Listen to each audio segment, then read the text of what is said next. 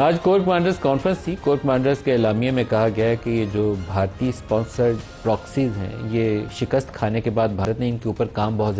ज़्यादा शुरू कर दिया ताकि पाकिस्तान के अंदर क्योस और अफरा तफरी फैला सके, और अपना रिजॉल्व जाहिर किया है पाकिस्तानी फ़ौज ने कि हम इनके खिलाफ सख्त कार्रवाई करेंगे और इसका खात्मा करेंगे।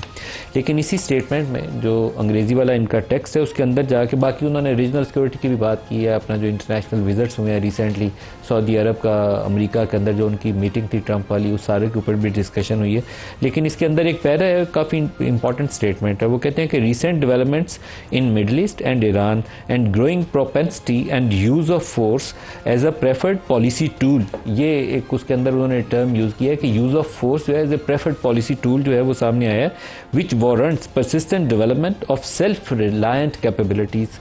As well as national unity and resolve. तो आई थिंक ये एक पॉलिसी डायरेक्शन होगी फ़ौज की कि आइंदा से अब दिफा के मामले के अंदर कितना अपने सेल्फ रिलायंट होकर आगे चलना है, क्योंकि यूज़ ऑफ फोर्स जहाँ जहाँ आपको नज़र आया, वो आप यूक्रेन की वॉर में देख लें या आपको ईरानियन सिचुएशन में देख लें, तो अपनी दिफाई सलाहियत के ऊपर ख़ुद भरोसा करना है और इसके ऊपर काम परसिस्टेंटली करना है।